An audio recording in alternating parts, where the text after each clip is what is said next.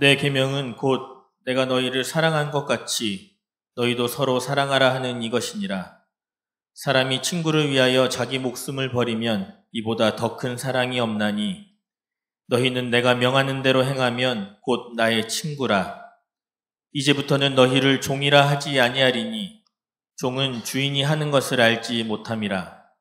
너희를 친구라 하였노니 내가 내 아버지께 들은 것을 다 너희에게 알게 하였음이라.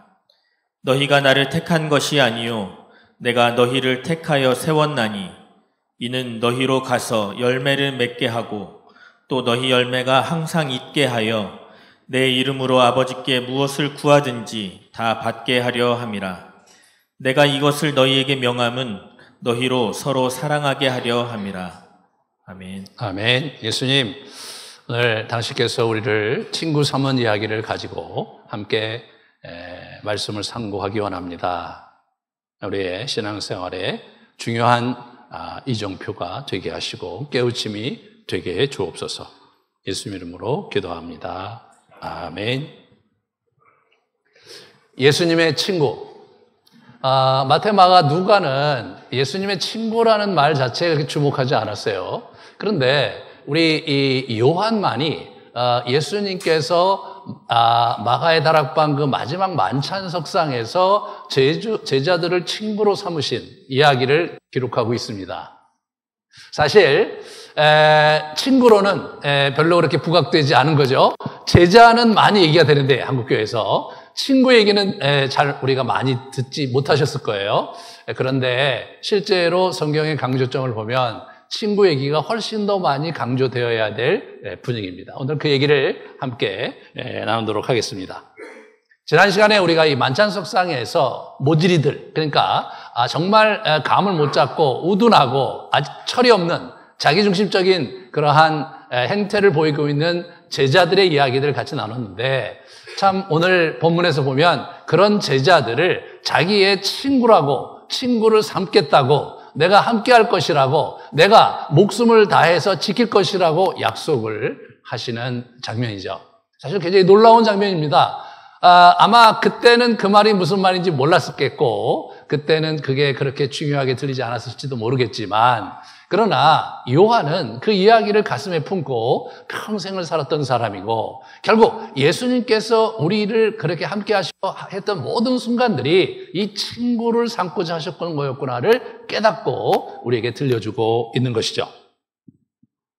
우리 15절 이렇게 보시면 이제부터는 너희를 종이라 하지 아니하리니 종은 주인이 하는 것을 알지 못함이라. 16절 너희가 나를 택한 것이 아니요 내가 너희를 택하여 세웠다 이렇게 얘기하시면서 그들을 친구로 택하여 삼았다 그렇게 선포하시는 그런 장면입니다.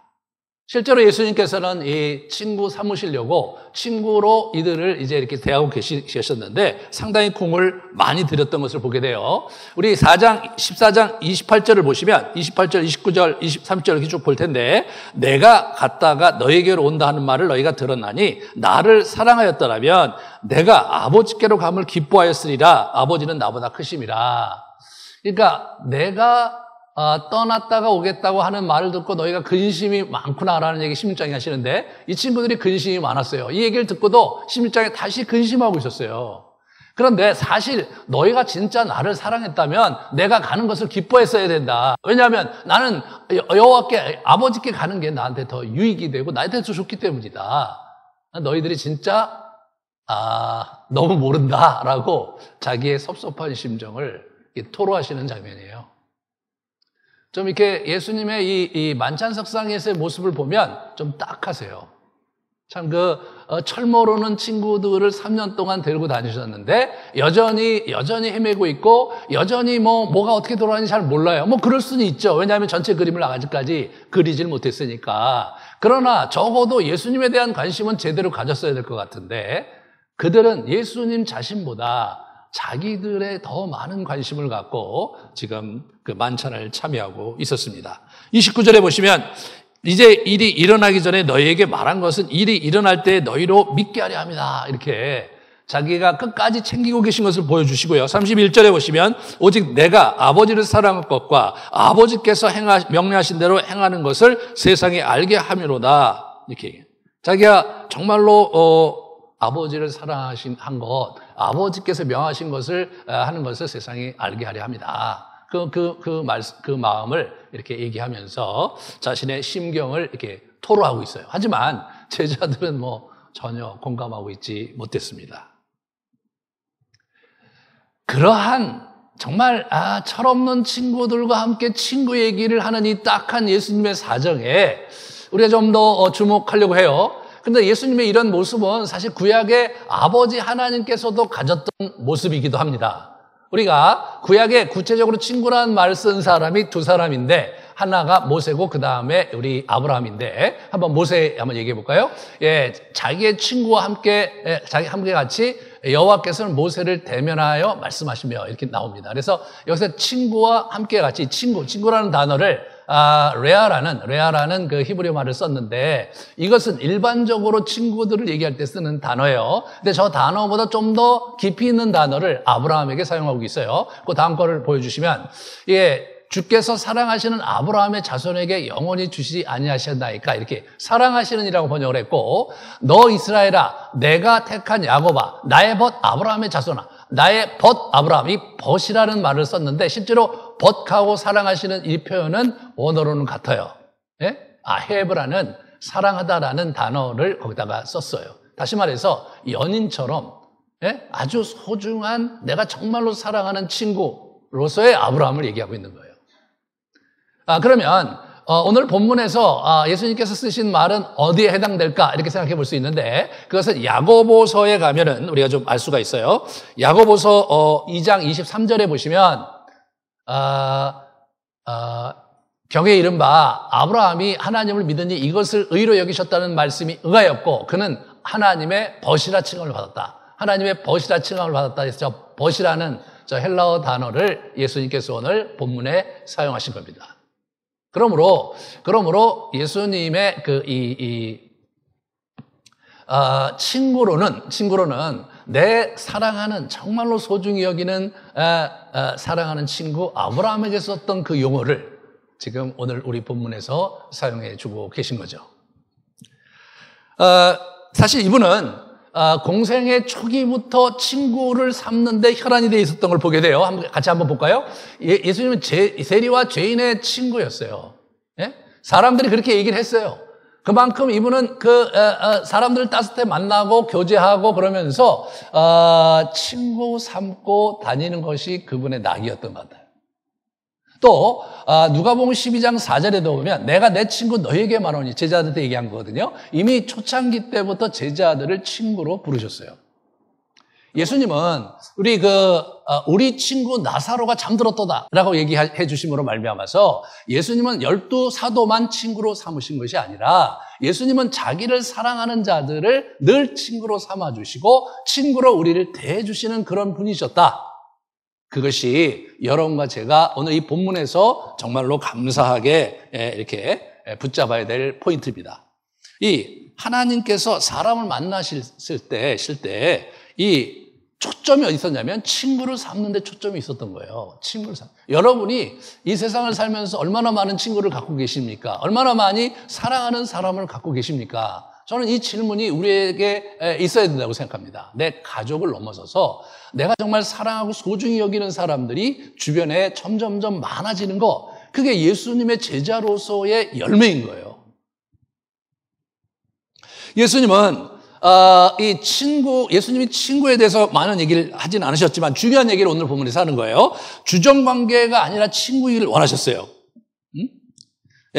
사랑하는 연인처럼 그렇게 서로 안에 거하는 관계를 원하셨어요. 15장 5절에 보시면 나는 포도나무에 너희는 가지라 그가 내 안에 내가 그 안에 거하면 사람이 열매를 많이 맺나니 나를 떠나서는 너희가 아무것도 할 수 없습니다. 그런 거예요. 아무것도 할 수 없다는 거예요. 그런 어떤 아주 특별한 관계로서의 친구인 거예요. 그냥 가끔 가서 만나서 차 한잔하고 또 이렇게 이런 얘기도 하고 고민 같은 거 얘기하고 그런 정도의 친구가 아니라 정말 뗄래야 뗄 수 없는 이 세상을 사는데 없어서는 안 될 그런 관계로 예수님께서 우리와 관계하기 원하신다는 거예요. 그래서 항상 기도하라고 그래요. 그래서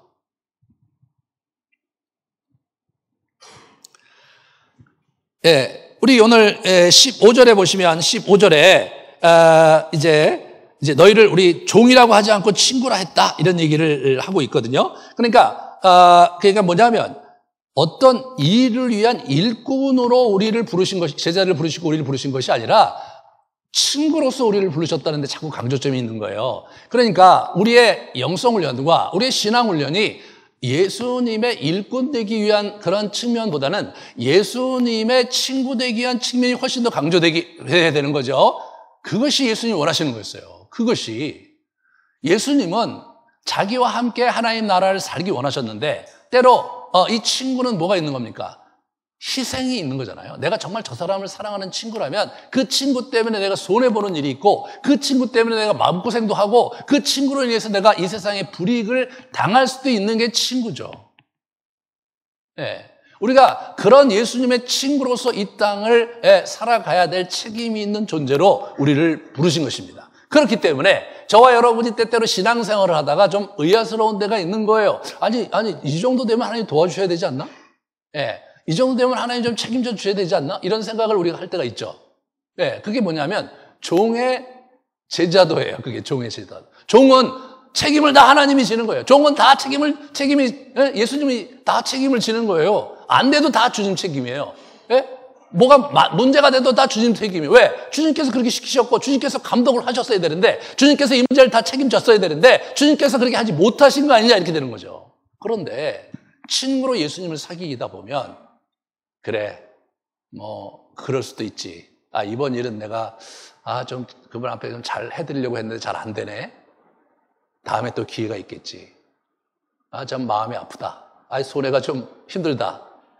그런 정서를 갖는 거, 그게 친구거든요. 예수님은 그런 친구를 원하셨던 거예요.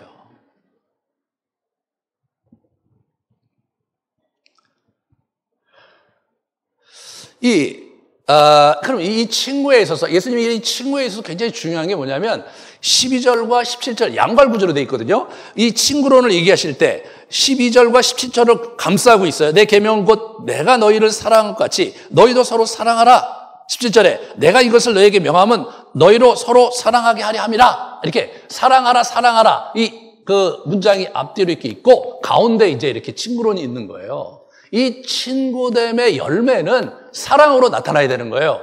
서로 사랑하고 내 주변 사람들을 사랑함으로 나타나야 되는 거예요. 우리가 예수님을 섬기면서 정말 이렇게 신앙생활을 하는데 내가 다른 사람을 사랑하는데 인색하다면 상당히 그 문제가 있는 거예요. 저는 신앙생활을 우리가 하면서 내가 성숙하다는 그런 증거가 뭐여야 되냐면 내가 다른 사람을 위해 시간을 내고 내가 다른 사람의 물질과 다른 사람에게 관심을 가지고 챙기는 그런 사람들이 점점 늘어나고 있는가라는 질문에 나는 점점점 늘어나고 있다라고 여러분이 느끼신다면 여러분은 영적으로 열매를 거두고 있는 거죠. 여러분은 성장하고 있는 거예요. 나는 기도는 열심히 하고 나는 교회 봉사도 열심히 하는데 내가 진정으로 내 마음을 열고 그분을 받아들이고 그분을 도와주고 챙기고 정말 도와주고 하는 어떤 이러한 삶의 양태가 우리에게 자라가지 않는다면 우리는 정말 심각한 친구죠. 열매가 없는 친구인 거예요. 쓸모가 없는 친구인 거예요.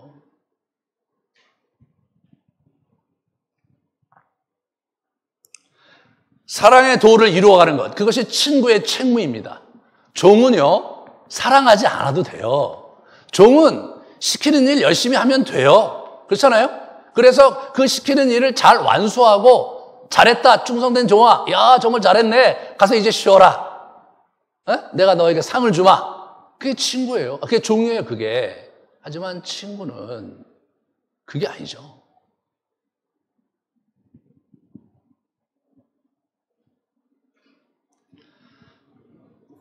우리는 열매 맺도록 16절에 보세요. 16절에 너희가 나를 택한 것이 아니요 내가 너희를 택하여 세웠나니. 이 말씀을 이 요한이 굉장히 오랫동안 간직했던 것 같아요. 왜냐하면 이때 이 장면을 보면 친구답지 않잖아요. 친구들 자격도 별로 없고 정말 문제가 많잖아요. 그때 정말 자괴감이 생길 수 있는데 예수님이 그걸 꿰뚫어 보시고 얘기하신 거라고 저는 생각해요. 너희가 나를 택한 것이 아니요 내가 너희를 택하여 세웠나니. 친구로 택해놓고 친구의 열매를 기대하시는 분이에요. 친구의 자격이 있는 사람을 친구로 세우신 게 아니라 너희로 가서 열매를 맺게 하고 또 너희 열매가 항상 있게 하려 하여 이렇게 나오죠. 가서 열매를 맺게 하는 거예요. 그리고 항상 있게 하려는 거예요. 그러니까 우리가 친구 된 것은 그분의 기대는 우리를 통해서 열매가 항상 있게 되는 걸 원하는 거예요. 그 열매는 사랑의 열매로 귀속되는 거예요. 우리가 다른 사람을 사랑하고 다른 사람을 위해서 구체적으로 시간을 내고. 예. 그러니까 이 부분에서 정말 저와 여러분이 조심해야 되는 거죠. 정말 우리가 진지하게 생각해 봐야 되는 거예요. 지난 일주일을 돌아보세요. 여러분의 가족 외에 챙긴 사람들이 있었나? 여러분의 가족 외에 순수하게 호의를 베풀고 정말 도와준 사람이 있었나? 한번 돌아보십시오. 그게요, 의식적으로 내가 누구를 도와줘야 된다는 준비를 가지고 내가 그렇게 살지 않으면 우리는 이 복잡하고도 아주 냉정한 이 현대사회 속에서 아무와 부딪히지도 않고 아무하고도 상관하지 않고 그냥 내 가족들을 챙기며 살기에 아무런 문제가 없는 거예요. 그러면서 이제 주일날 교회 와서 우리가 이제 이렇게 교회를 이렇게 예배를 드리고 또 정중하게 사람들 인사하고 하나님께 감사 기도하고 그리고 돌아가서 또 그렇게 사는 삶을 산다면 이거는 주님께서 기대하신 친구와는 거리가 있는 겁니다. 그렇게 살면 안 되는 거예요. 계속해서 누군가를 도와주는 삶을 살아야 되는 거예요. 저는 사역 초기에 이 문제에 대해서 굉장히 고민을 많이 했어요. 저는 늘 사람을 도와주는 그런 역할을 해야 되는 거고, 누구 상담을 하거나 또는 기도를 해주거나 그런 시간을 가져야 되는 게 내 일이죠. 내 일인데, 내가 누구를 위해서 아주 개인적으로 시간을 내고, 내가 누구를 위해서 개인적으로 관심을 갖는 일이 내 안에 있지 않다면, 내가 진짜로 주님이 원하시는 사랑을 주지 못하겠구나. 그런 생각이 들었어요. 그래서 저는 꾸준히 한 사람 또는 두 사람을 아주 개인적으로 돕는 사람들을 꾸준히 갖고 있었어요. 그래서 개인적으로 그 친구를 위해서 내가 시간을 내기도 하고 밤에 가서 만나기도 하고, 그것은 뭐 교회 일과도 상관없고 우리 교인이 아닐 수도 있어요. 그래도 그렇게 제가 도와주는 그 기간마다 그렇게 하는 사람을 꾸준히 제가 이렇게 곁에 두려고 했었어요. 왜? 나 자신이 순수한 의미에서 누군가를 도와주는 삶을 놓친다면 나는 주님의 제자가 아니다. 나는 주님께 면목이 없다. 네가 목사기 때문에 한 거지. 네가 그렇게 한 거 아니냐는 거예요. 여러분이 정말 순수하게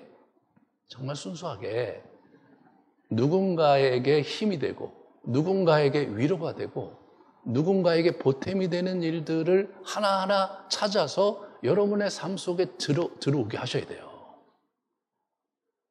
그게 잘하지 않는다면, 여러분의 마음이 넓어져서 그렇게 하지 않는다면,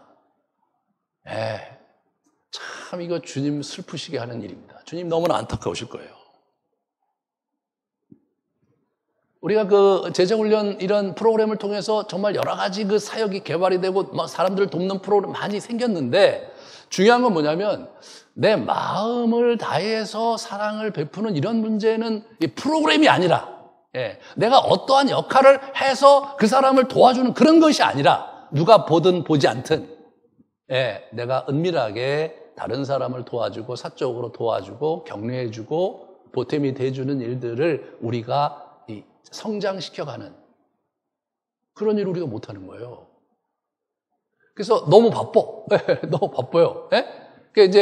이게 이제 교회가 좀 크고 조직적으로 된 교회들 보면 굉장히 바빠요. 저는 그런 교회 아주 오랫동안 있어봐서 알거든요. 너무너무 바빠요. 그리고 너무너무 많이 사랑해. 서로가. 정이 막 흘러 넘쳐. 근데 그뿐이야. 교회에서 서로 사랑한다고, 교회에서 서로 막 이렇게, 서로 막 이렇게 하고 되게 착한 사람들이야 다 교회에서 보면. 그러면 자기가 그러면 교회 사람 아니고, 그리고 자기가 자기 집에 있는 자기 식구들 아닌 사람들한테 친절을 베풀고, 그런 부분에서는 우리가 어떻게 되는 거냐 말이에요. 예수님 원하시는 게 그건데 그걸 놓친다면 우리의 영성 자체가 상당히 그 내부지향적으로 되는 거 아니에요. 영성 자체가 우리 중심적으로 되는 거 아니에요. 이 세상을 향해서 팔을 여는 것을 우리가 놓친 거 아닙니까? 그것이 문제인 거예요.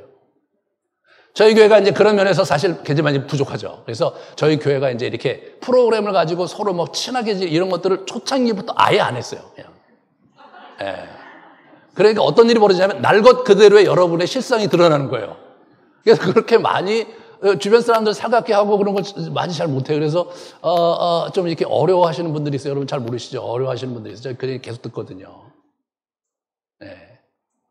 창피한 줄 아셔야 돼요. 그냥 우리 수준이 그런 거예요. 워낙 우리는 그런 놈들인 거예요.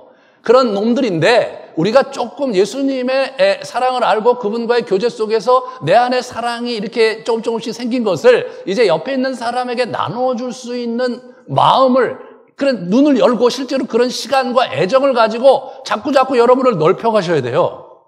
그래야 성인이 되는 거예요. 그래야 성숙하고 그래야 어른이지. 맨날 뭐 자기만 챙기고 이렇게 지내면 그건 철부지잖아요.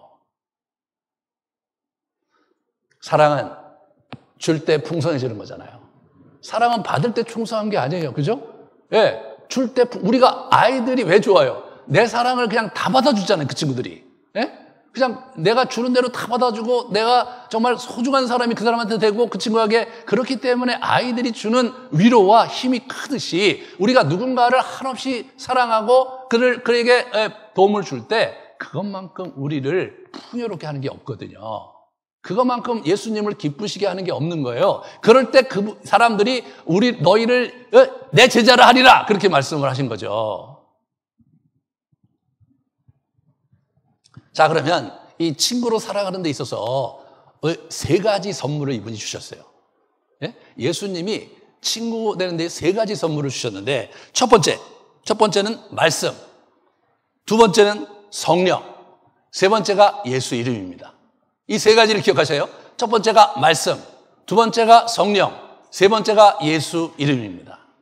이 세 가지가 여러분과 제가 누릴 수 있는 특권입니다. 이 세 가지가 있을 때 친구가 열매를 맺는 삶을 확장해 나갈 수 있는 거예요. 첫 번째, 말씀을 지킴으로써, 그죠? 지킴으로써 우리가 그분 안에 거하게 되는 거잖아요.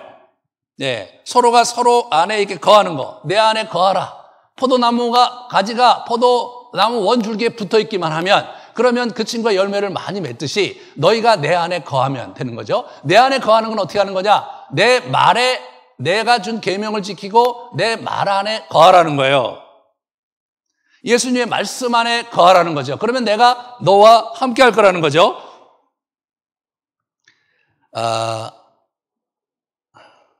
7절이요. 15장 7절에 너희가 내 안에 거하고 내 말이 너희 안에 거하면 무엇이든지 원하는 대로 구하라 이렇게죠.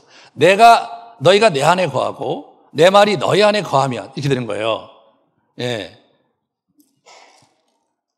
그러니까 10절에 보시면 내가 아버지의 계명을 지켜 그의 사랑 안에 거하는 것 같이 너희도 내 계명을 지키면 내 사랑 안에 거하느니라 이렇게 되는 거예요. 그러니까 하나님의 말씀, 그 계명이죠. 계명인데 중요한 계명은 서로 사랑하라로 압축되는 거예요. 그걸로 다 수렴이 되는 거예요. 그 계명을, 그 말씀을 너희가 지키면, 그러면 내가 너 안에 있는 거고 네가 내 안에 있는 거다는 거예요. 이 말씀이 무슨 마력이 있어서, 이 말씀 자체가 무슨 대단한 신비감이 있어서 우리가 그렇게 되는 게 아니라 그렇게 약속하셨기 때문에 이 말씀대로 할 경우 내가 보증하겠다. 내가 네 안에 거할 것이고 네가 내 안에 거하게 된다고 주님께서 보증해 주셨기 때문에 그게 유효한 거죠.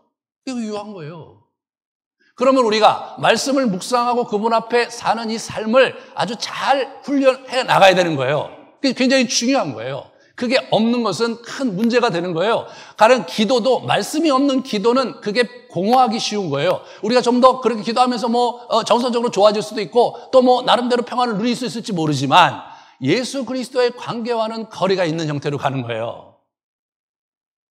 굉장히 많은 사람들이 기도하는데 왜 깊이 성장하지 못하느냐의 핵심은 그가 말씀의 원리에 따라서 하나님을 만나고 예수님께 거하는 것에 실패했기 때문에 그렇게 되는 거예요. 기도를 많이 하는 게 중요한 게 아니라 기도를 말씀 안에서 제대로 하는 것이 중요하다.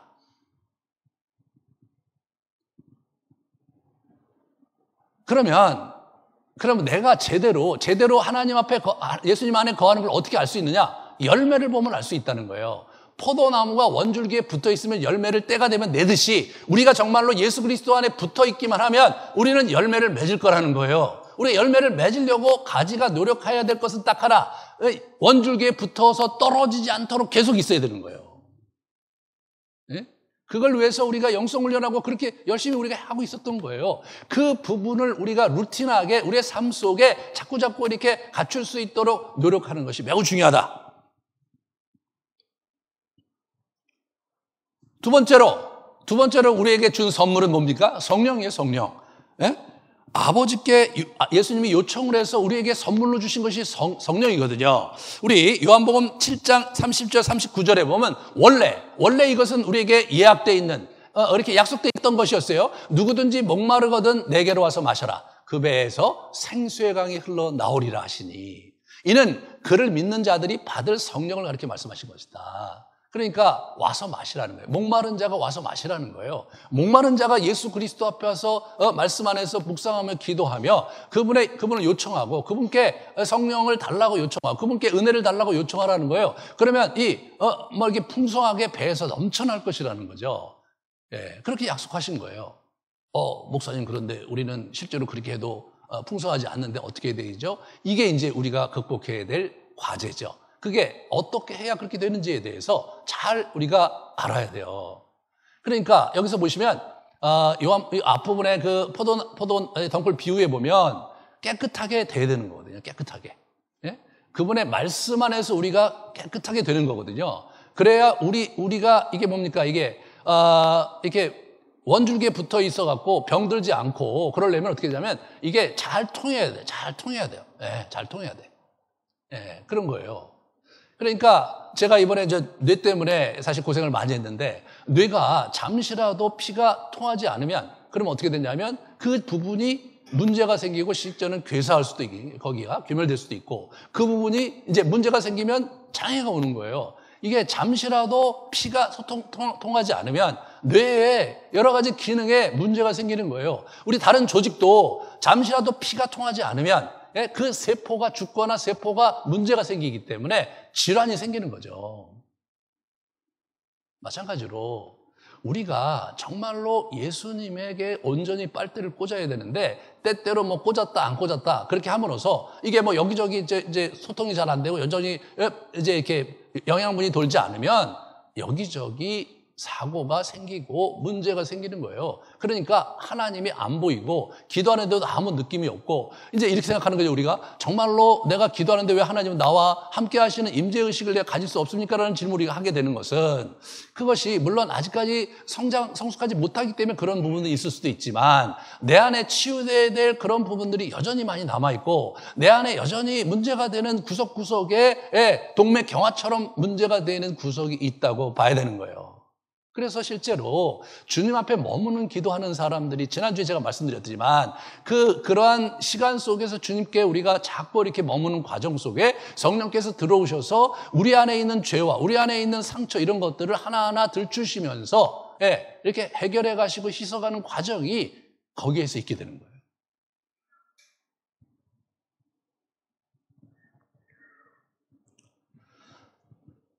이 성령은 실제로 우리가 영원토록 우리에게 동거하기 위해서 보내신 것이 요한복음 14장 16절 17을 보시면 아버지께 구하겠으니 그가 또 다른 보혜사를 너에게 주사 영원토록 우리에게 주시려고 한 거예요. 그리고 그분이 오셔서 어떻게 하는 거냐면 모든 것을 가르치시고 내가 너희에게 말한 모든 것을 생각나게 하시리라. 이분이 가르치시는 거예요. 이분이 영감을 주시는 거예요. 성경을 공부해도요. 이게 지적으로 공부하는 건 한계가 있어요. 이게 묵상하고 또 묵상하다 하면 영감을 주시거든요. 아, 이게 이런 얘기였구나. 이게 이런 뜻이었구나. 비로소 아하라는 경험을 하면서 영적 진리에 우리가 들어가는 거거든요.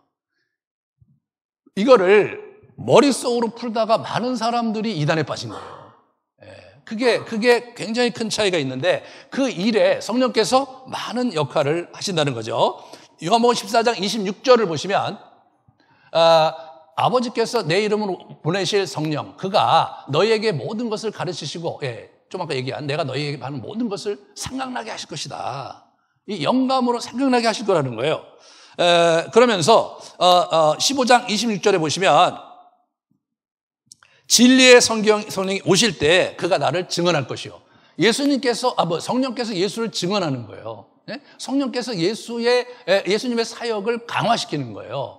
그러니까 이 성령주의자들 이런 어떤 은사주의자들이 자꾸 성령만 이렇게 자꾸 가다 보면 이게 진리가 없고 진리의 성경 하나님 말씀인데 하나님 말씀에 소홀히 하고 예수님 중심으로 가지 않으면 그러면 나중에 본인이 예수가 돼요. 본인이 교주가 되는 거예요. 우리 한국에 그런 사람들 여러 명 있잖아요. 굉장히 많은 사람들을 오도하고 그들의 영혼을 망친 사람들이 있잖아요. 그게 그래서 그런 거예요. 성령은 진리의 영인데 진리와 함께하지 않는 성령 운동은 반드시 자기 자신에게로 귀착되고 그것은 수많은 사람의 삶을 황폐하게 만드는 정말 엄청난 일이 벌어지는 거죠. 사람들이 의외로 우매하거든요. 우리가 영적인 세계에 들어가면 이 분별력이 처음에 생기지 않기 때문에 뭐가 옳고 그르고 뭐가 그런지에 대해서 이거 분별을 못하는 거예요. 분별을 못하는 거예요. 정말로 우리가 안타까운 그런 일들이 벌어지는데 진리 안에 있는 성경을 봐야 되는데 진리가 없고 성경에 붙잡을 때 이제 그런 일이 벌어진다.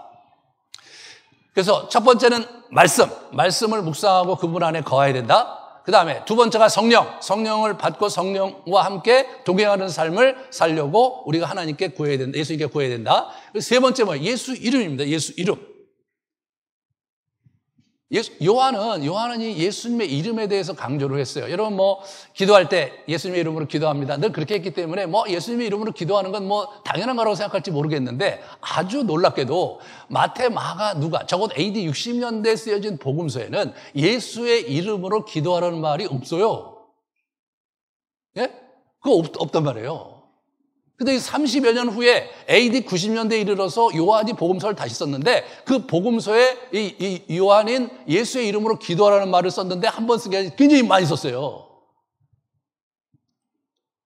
거기엔 배경이 있었어요. 뭐냐면 요한 1서와 2서에 보면 이미 적그리스도가 나타나 있었어요. 예수 그리스도가 하나님의 아들이라는 것을 부인했고 예수 그리스도가 피조물이라고 생각하면서 아주 격화시키는 그런 일들이 일어나기 시작했어요. 거기에는 유대교 배경이 있었어요. 유대교는 절대 일신교들이에요. 지금도 유대인들은 예수를 선지자로 보죠. 그 당시에 예수를 하나의 선지자요? 또는 하나님의 피조물로 보는 그런 움직임이 있었던 거예요. 그런 움직임이 자꾸 발달하면서 아주 마각을 드러내면서 여러 가지 이단들이 이제 발응을 하는데 첫 번째는 양자론 이단이 있었어요. 양자론.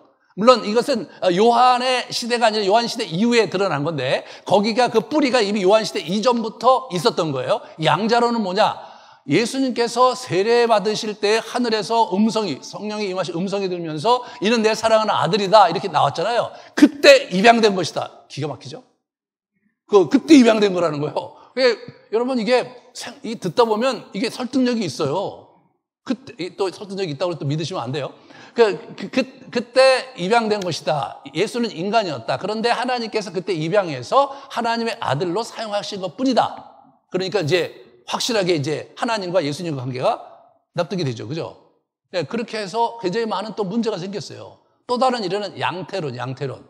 그거의 문제라고 그러니까 이제 이 사람들이 또 어떤 생각을 했냐면 하나님은 한 분이시다에 초점을 맞춘 거예요. 한 분이시니까 한 분이 다른 양태로 나타난 거다 이렇게 이해하기 시작했어요. 그래서 하나님은 어떻게 되냐면 우리 집에서는 하나의 남편이고 두 자녀의 이제 이렇게 아버지고 교회 와서는 목사잖아요. 역할이 계속 달라지잖아요. 나는 한 분이잖아요. 근데 저는 하나잖아요. 그렇게 이해한 게 그 양태론이에요. 이렇게 얘기하니까 어떤 분은 옛날에 어느 교회에서 그렇게 제가 가르침 받았는데 그렇게 그 이단인데 이렇게 제가 그러니까 이런 부분에서 이제 그런 일들이 있었던 거예요. 다시 말해서 핵심이 뭐냐? 예수 그리스도가 하나님의 아들인 것과 예수 그리스도가 하나님 자신과 동등된 분이라는 이 굉장히 중요한 부분이 계속해서 위협받고 있었던 거예요. 네? 그러니까 AD 90년대에 지금 소아시아에 유대인들이 굉장히 정착존이 굉장히 많았거든요, 거기가. 소아시아하고 어디냐면 이쪽에 알렉산드리아 이쪽 지방에 유대인 정착촌이 가장 크게 발달하고 있었어요. 그러니까 그들이 배경 자체가 유대교 배경이 있었던 거예요. 유대인 배경이 있었던 거예요. 왜?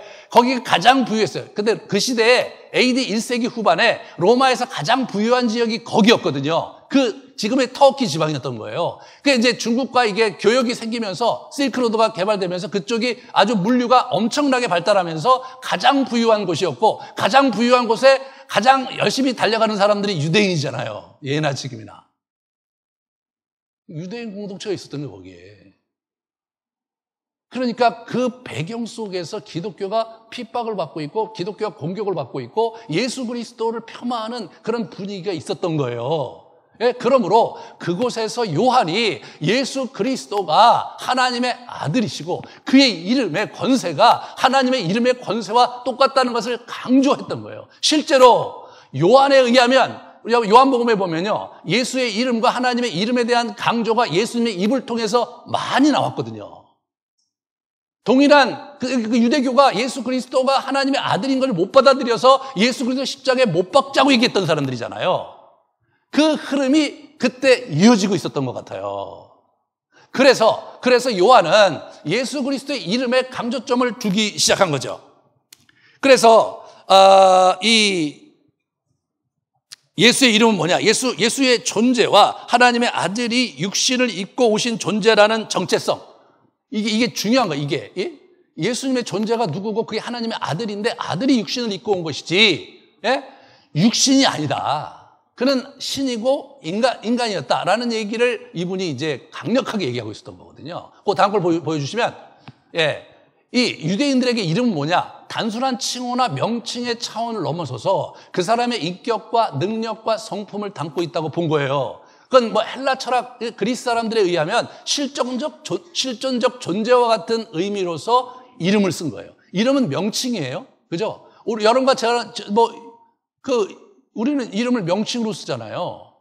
칭으로 쓰잖아요. 그죠? 이재천, 그 명칭. 이재천 목사 하면 그 직위잖아요. 그죠? 직위란 말이에요. 그러니까 그렇게 쓰는 것을 넘어서서 이게 신에게 이 이름이라는 것이 부여될 때는 그게 실존적 존재예요. 네? 그분 자신이란 말이에요. 그래, 예수의 이름으로 기도하라는 말이 너희들이 이제 나의 이름으로 기도해라 이렇게 말씀하신 게 맨 마지막에 예수님의 이름으로 기도했습니다라고 사인업하는 거. 네? 이 내용 전체가 예수님의 이름으로 드리는 겁니다라고 사인업하는 것 이상이란 말이에요. 네, 이상이란 말이에요. 지금 우리가 하는 기도에 맨 끝에 그냥 예수님의 이름으로 기도합니다라고 우리가 관습적으로 그렇게 해왔는데 그것 자체가 단순히 사인업이 아니라 기독 내역 전체가 살아계시고 인격적으로 지금도 우리 앞에 존재하시고 엄존하시고 우리 안에 거하시고 우리와 함께 하시는 예수님 그 전체, 그 존재 전체를 놓고 하는 그는 기도해야 되는 거예요.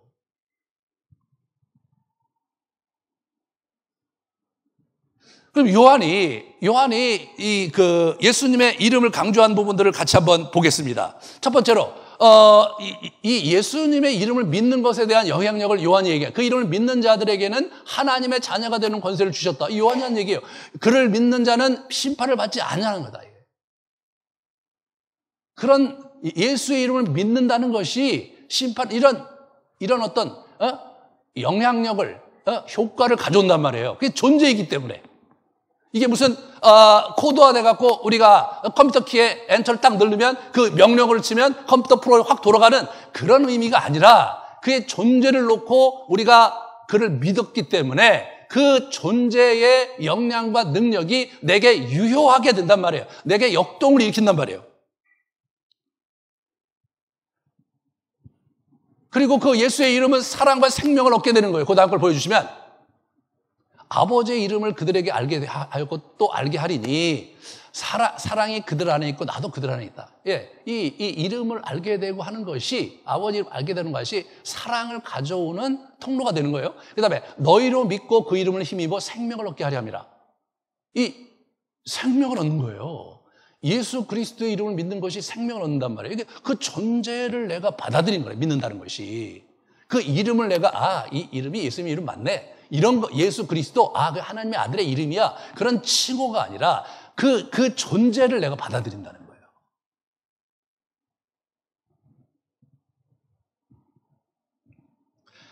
세 번째로 이분이 예수 이름으로 와서 그 이름으로 행하고 있다는 얘기를 저렇게 한 거예요. 내가 내 하나님 아버지 이름으로 왔다. 내 아버지의 이름으로 행하는 일을 증거한다. 보혜사 곧 아버지께서 내 이름으로 보내신 성령. 이런 식으로 그 모든 게 다 이름이 자기 이름, 하나님의 이름으로, 내 이름으로 오셨고 이름으로 사역하고 있고. 뿐만 아니라 하나님의 아버지의 이름을 영화롭게 하나님의 이름을 영화롭게 하는 거예요. 아버지여, 아버지의 이름을 영광스럽게 하옵소서. 내가 아버지의 이름을 나타내었나이다. 이 같은 말이에요. 나타냈다. 영광이라는 말은 그의 존재와 그의 성품이 드러나는 것, 그게 영광이에요. 사람에게 쓸 때는 그의 재산과 그의 가치가 드러나는 거예요. 그의 영향력이, 그의 인기도 이런 게 드러나는 거. 그게 그의 영광이란 말이에요. 하나님께는 그의 성품과 그의 존재가 드러나는 거예요. 그러니까 하나님의 하나님 되심이 드러나는 게 예수 그리스도의 이 땅에 오셔서 십자가에 못 박혀 돌아가시는 것들을 통해서 하나님이 어떠한 분이신가가 드러나는 거예요. 그의 자비가 얼마나 크고 그가 인간에 대한 애정이 얼마나 큰지 그리고 그가 얼마나 공의를 소중히 여기시는지가 만천하에 드러나게 되는 거, 그게 영광이 드러난다 이렇게 표현하는 거예요.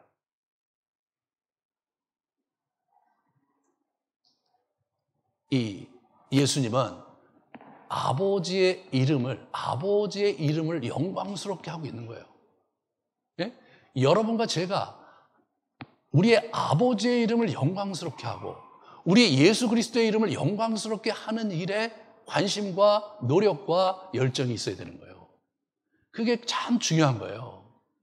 예, 하나님의 하나님 되심을 소중히 여기고 하나님의 하나님 되심을 우리가 찬양하고 하나님의 하나님 되심이 드러나도록 우리의 삶을 살아가는 거, 그것이 바로 그분의 친구가 할 일이라는 거예요. 마지막으로 이 하나님의 이름으로 성도들을 보존했다는 얘기를 우리 다음 시간에 할 내용인데, 이 요한복음 17장이 이제 다음번 강해거든요. 아버지여 내게 주신 아버지의 이름으로 그들을 보존하여 내게 주신 아버지의 이름으로 그들을 보존하고 지켰나이다. 아버지의 이름으로 하는 거예요. 여러분, 지금 얘기한 이 얘기는 마태, 마가, 누가에 전혀 없어요. 네? 아주 의미심장하게도 지금 예수님이 이런 얘기를 하신 것을 요한이 주목하고 있는 거예요. 왜냐하면 그 이러한 이름 중심의 사역을 하신 예수님의 그런 사역 의도와, 그리고 예수님께서 그런 의도와 그런 내용 속에서 내 이름을 주신 거예요. 예수님의 이름을 우리에게 주셨다는 얘기를 하고 싶은 거예요, 이분이요. 그러므로 당연히 우리가 하나님께 기도드릴 때 예수님의 이름으로 나아가야 된다는 얘기를 이분이 이제 주장을 한 거예요. 예? 총 5구절에서 이 말씀을 한 거예요. 이것도요, 다른 복음서에 하나도 기록 안 한 거예요. 자, 보세요. 너희가 내 이름으로 무엇을 구하든지 내게 행하리니 내 이름으로 무엇이든지 내게 구하면 내가 행하리라. 여러분, 이게 이제 무슨 말인지 다시 생각하셔야 돼요. 아, 내가 주 예수의 이름으로 기도합니다, 이렇게 얘기하는 것 갖고는 한계가 있는 거예요. 예, 내가 그분을 진짜로 의뢰하고 그분이 마땅히 그렇게 하실 분이고 능력이 있으신 분인 것을 내가 온전히 믿는 가운데 그의 존재를 걸고 주님께 드리는 거란 말이에요. 너희 열매가 항상 있게 하여 내 이름으로 아버지께 무엇을 구하든지 다 받게 하려 합니다. 예수님의 이름이 보증 수표인 것 넘어서서 예수님의 존재가 우리의 모든 것이 되어야 되는 거예요. 그 다음 걸 넘어가면요, 예, 너희가 무엇이든지 아버지께 구하는 것을 내 이름으로 주시리라. 지금까지는 너희가 내 이름으로 아무것도 구하지 아니하였으나 구하라, 그리하면 받으리니 그날에 너희가 내 이름으로 구할 것이요. 이렇게 예수님께서 그냥 계속 얘기하신 거예요. 내 이름으로 구해라. 이제부터는 너희가 내 이름으로 구해라. 이제까지는 그렇지 않았지만 너희가 내 이름으로 구해라 라고 이분이 여러 차례 말씀하셨던 것을 요한이 그것을 주목하고 있는 거예요.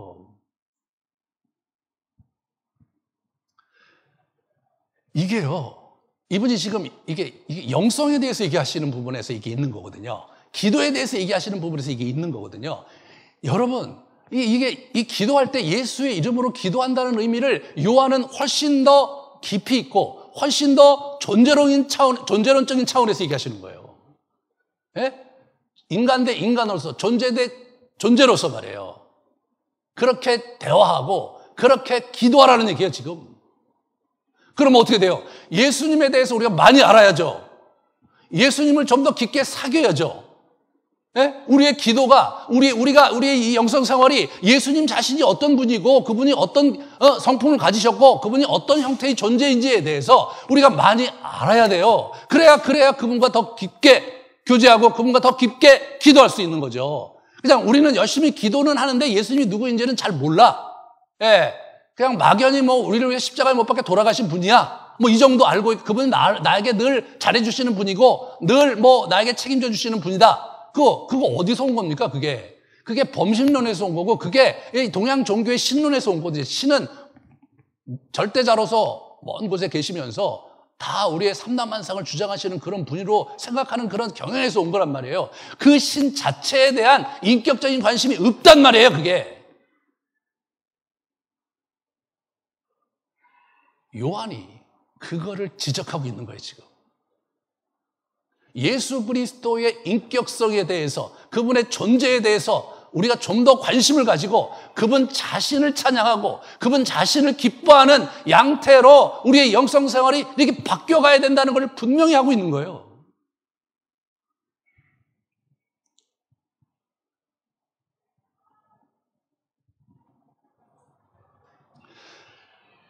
예수의 이름으로 기도하는 것은 이제 예수 기도의 근간이 된 겁니다.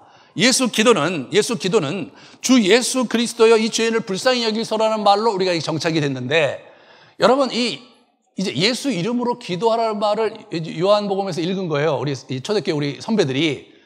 그러니까 여러분은 이제 제가 이렇게 얘기하니까 이제 새롭게 주목하시는 거죠. 하지만 그분들은요, 성경이 딱 교회 하나 정도 있었어요. 그 당시 이렇게 출판이 발달되지 않았기 때문에 대부분 다 외웠어요.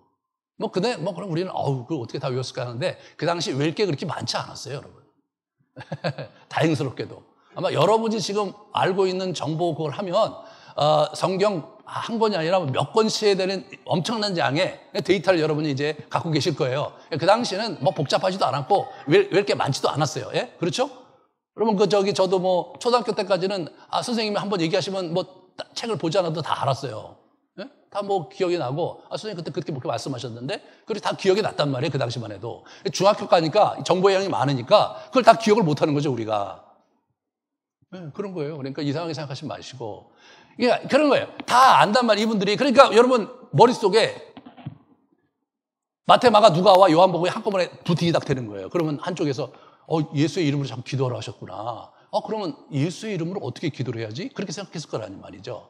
참 묘한 게 뭐냐면, 이 기도는 기도고 성경 공부는 성경 공부야. 네? 여러분, 이 복음서에서 우리 초대교회 우리 선배들은 기도를 어떻게 해야 되는지를 배웠어요.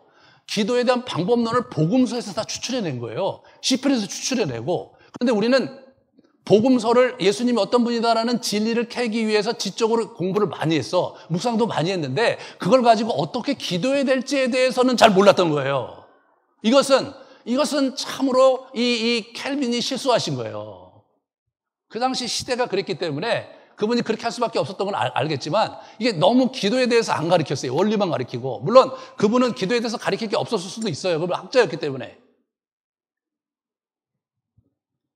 그러면 켈빈을 넘어서 고대 교회로 가면 우리 선배들은요, 이걸 보면서 어떻게 기도해야 될지 고민을 한 거예요. 어떻게 예수님을 사귀어야 될지. 예. 그러면 뭐가 나오느냐면요, 마태, 마가, 누가를 다시 보게 되는 거예요. 거기 보면은 이 예수님께 기도한 내용들이 나와요. 요청하는 내용들이, 다윗의 자손이 우리를 불쌍히 여기소서, 우리를 불쌍히 여겨달라는 기도들이 계속 나와요. 요청들이. 네. 그러니까 그걸 제가 정리해 보니까 마태복음에 5번 기도에 관련된 표현이에요. 요청에 관련된. 마가복음에 3번, 누가복음에 4번 나와요. 저게 여기저기 이렇게 나오는 거예요. 여기서 이게 그렇게 되면서 어떻게 돼요? 이 소경 바디메오가 한 기도, 다윗의 자손 예수여 나를 불쌍히 여기소서, 이 기도가 굉장히 중요한 하나의 정형화가 되기 시작했고, 하나님이여 불쌍히 여기서 나는 죄인으로서이다는 세례의 기도와 이 바디메오의 기도 두 개가 이렇게 병합이 돼서 문장이 된 거예요. 다윗의 자손 주 예수 그리스도시여 이 죄인을 불쌍히 여기소서가 이게 문장 하나 커다랗게 된 게 그걸 갖고 해서 반복적으로 기도를 한 거예요. 그게 예수 기도인 거예요. 근데 여러분 이게 이제 본관복음을 묵상하다 보면 그렇게 그걸 다 암송을 하면요. 암송을 한다고 전제를 하면 그렇게 기도하는 게 너무나 자연스러운 거예요. 그 다음 걸 보여주시면 예수님께서 심령이 비통히 여기시고 불쌍히 여기셨어요. 그 다음에 불쌍히 여기고 울지 마라 하셨어요. 그리고 내가 무리를 불쌍히 여기노라. 무리를 보고 불쌍히 여기시고 이런 얘기 하시고 난 다음에 반드시 이사와 기적을 행하시고 반드시 그 사람의 병을 고쳐주시고 예수님께서 그렇게 하셨어요. 그러면 결론이 뻔하잖아요. 예수님께서 불쌍히 여겨주시면 모든 기도가 이루어지는 거잖아요. 예수님의 역사가 일어나는 거잖아요. 그렇잖아요. 그러니까 이분들이 그러니까 어떻게 되냐면 그거를 열심히 기도를 한 거예요. 그래갖고 주 예수 그리스도의 이 죄인을 불쌍히 여겨서 계속 기도한 거예요. 하루에도 몇 번씩 그리고 하루 종일 그걸 기도를 했는데 기도를 하고 보니까 기도가 놀라운 역사가 일어나고 사람이 변하고 이사와 기적이 나타난 일들이 고대교회에 있었던 거예요. 그래서 동방정교회에서는 그렇게 해서 수도원이 만들어졌는데 동방정교회 수도원은 지금까지 예수 기도를 가지고 기도 수행을 하는 사람들이에요. 너무나 재밌어요. 제가 좀 사진을 좀 가져왔는데 네. 자, 지금 이제 그 고대 이집트에 있었던 사막의 교부들이 AD 5세기, 6세기에 거기 전쟁이 일어나서 이민족들이 침략을 해갖고 완전히 그 사막이 회파가 돼요. 거기 수도원들이. 그러니까 이 사람들이 거기서 살지 못하고 그리스로 넘어왔어요. 그리스도는 콘스탄틴 그 황제들이 계속해서 나름대로 치세를 잘 하고 있었기 안정적이니까 올라온 것 같아요. 거기에 아토스라는 데 진을 쳐요. 그 다음 걸 보여주시면 7, 8세기부터 해갖고 8세기까지 저기에 고대 수도원들이 생겼는데 저게 지금까지 라이브하게 살아있어요. 지금까지 저기에 수도승들이 있다는 거예요. 그 다음 걸 보여주시면 저렇게 멋있게 지었어요. 그 당시에. 저게 1000년이 넘는, 제 로망인데, 여기 가는 게 제 로망인데. 그 다음 걸 보여주시면. 저렇게 지금 사는 거예요. 그 다음 걸 보여주시면. 저렇게 라이브하게 잘 살고 계신 분들이 있어요. 저분들 결혼도 안 하시고 저기서 그냥 평생을 50년 그렇게 그냥 그 산속에서 저렇게 사시는 거예요, 그냥. 이분들이 어떻게 사시는가? 여러분 이제 책 같은 데 보면 이제 예수기도 이런 책들에 보면요. 잘 나와 있어요. 그분들의 얘기들이. 아토스 성인들이 했던 얘기 참 잘 나와요. 재밌어요. 그 다음 걸 보여주시면 제가 여러분하고 같이 나누고 싶은 게 이거예요. 여러분. 저분들의 선배들이 그 수도승들이 죽고 나면요. 저렇게 유골을 보관을 하는 거예요. 네? 저렇게 보관하고 거기서 같이 참 어떻게 보면 약간 섬뜩하기도 하지만, 굉장히 유한을 느끼면서 사는 거예요. 내 선배. 우리 예수님의 친구들이잖아요. 그 다음 거 사진 보여주실래요? 그 다음 걸? 네. 저렇게 있는 거예요. 저렇게 많은 사람들이 거기서 살다가 돌아가셨어요. 거기 유골에다가 저렇게 이름을 썼잖아요. 몇 년에 죽었다고, 그죠? 저기 이름 있죠? 이름 있고, 거기 있어요. 1858년에 죽었다, 저거 있어요. 조셉. 저걸 제가 책에서 읽었거든요. 그 사람들이 이렇게 굴에 톡을 해서 이렇게 이제 암자에서 이렇게 기도하시는 분이 있는데, 어떤 분이 방문 기록을 했는데, 거기 안에 들어가 보니까 그 옆에 그 선배들의 유골들이 그대로 있는 거예요. 저런 식으로. 거기 이름이 써 있고. 그분이 내 선배고, 나의 멘토이시고, 나를 위해 기도했던 그 선배들을 거기다 이렇게 쓰다듬으면서, 거기서 기도하면서, 자기도 이제 자기 머리를 거기다 갖다 옮겨놓을 생각하며 사시는 분이 있는 거예요. 여러분, 어떻게 생각하시는지 모르지만, 와, 저거 진짜, 우리도 교회 한 곁에 저렇게 해놓고 여기 있는데, 저기다가 이렇게 차곡차곡 싸서, 거기다 이렇게 유골을 잘 이렇게 해갖고, 이름 이재천 목사 이렇게 해갖고, 거기다 놓고, 보고 싶을 때 가서 보고, 이분이 옛날에 이렇게 설교하셨던 분이 여기 이렇게 사신다. 이렇게. 죽음에 대해서 여러분과 제가 갖고 있는 감하고는 완전히 다른 차원의 감을 사는 거예요. 어떤 분은 그렇게 생각할 수도 있겠죠. 마지막에 예수님 재림하신 날 저 친구들이 다 일어날 거라고. 그렇죠?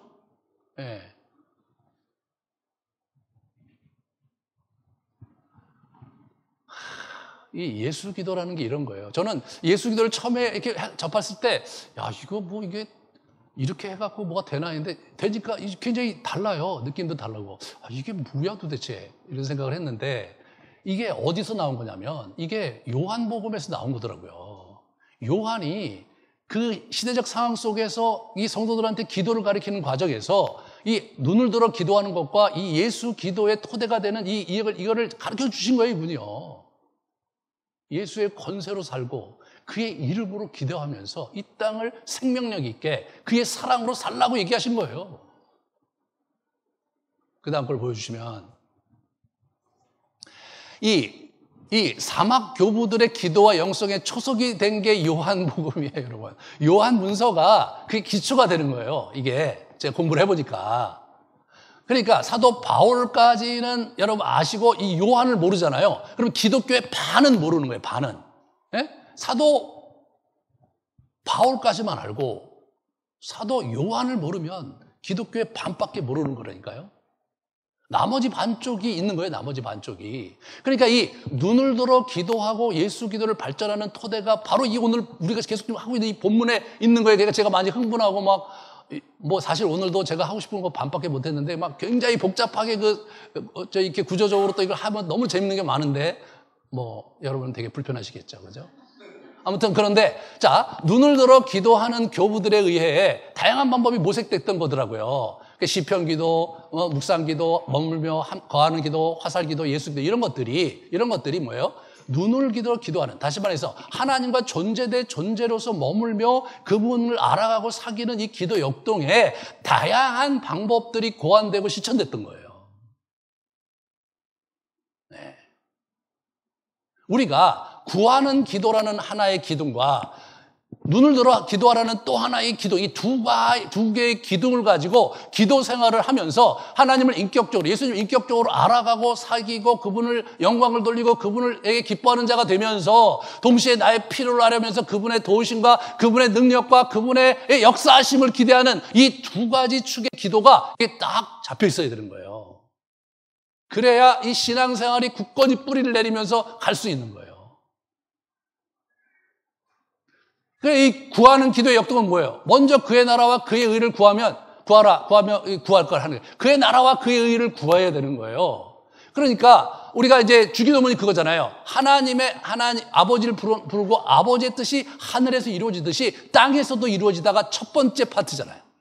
여러분과 제가 하나님께 간구할 때 하나님의 역사가 이 땅에서 일어나는 것, 하나님의 영광을 위해서 내가 살아가고 당신을 기뻐하는 사람으로서 이 땅을 살아가야 된다는 그러한 자세를 가지고 그러한 기회를 열어달라고, 하나님 되심이 드러나는 일에 내가 쓰이게 해달라고, 나의 삶이 당신의 존재와 당신의 영광이 드러나는 쪽으로 살 수 있도록 사용해달라는 간절한 요청이 여러분과 저의 기도에 결여된다면 우리의 기도는 사실은 빈약하고 정말 부실하기 짝이 없는 기도로 전락해버리고 마는 거예요. 그것이 먼저 그의 나라와 그의 일을 구하는 게 하나의 커다란 축으로 있어야 되는 거예요. 정말 이 아름드리 교회가 하나님 나라의 영광이 되고 그분의 영광이 드러나고 그분이 기뻐하시고 그분이 이곳에서 우리와 함께 하시는 놀라운 역사가 드러나는 교회가 되게 해달라고 여러분과 제가 기도해야 되는 거예요. 그리고 믿음을 가지고 강청하며 예수의 이름으로 이렇게 강구하는 거예요. 이렇게 강구하는 거예요. 맨 마지막에 그냥 끝날 때 예수님의 이름으로 기도했습니다. 이렇게 끝나는 정도가 아니라 이게 그분에 대한 진정한 신뢰를 가지고 들어가야 돼요. 우리가 누구에게 요청을 하는데 그 사람과 나와 관계가 깊어지면 그 사람에게 요청할 때 이 친구는 이거 날 들어줄 거야 라는 확신을 가지고 막 들어주지 않으면 뭐 사정이 있겠지, 이러한 신뢰를 가지고 그 사람과 대화하는 것과 그런 신뢰 없이 그 사람과 대화하는 건 큰 차이가 나는 거죠. 그죠? 그 사람과 나와 신뢰관계가 구축되지 않으면 뭘 내가 요청할 때 구구절절히 할 말이 너무 많은 거야. 이것도 얘기하고 저것도 얘기하고 뭐 사실 나는 이런데 너가 정말 잘 모르지만 나 이것 때문에 고생이 많은데 네가 도와주면 내가 이렇게 될 것이고 그 도움에 대해 반드시 이런 걸 보상을 할 것이고 뭐 장황하게 얘기하죠. 여러분, 간구 기도가 길어지는 건 뭐냐? 친하지 않을 때 간구가 길어지는 거예요.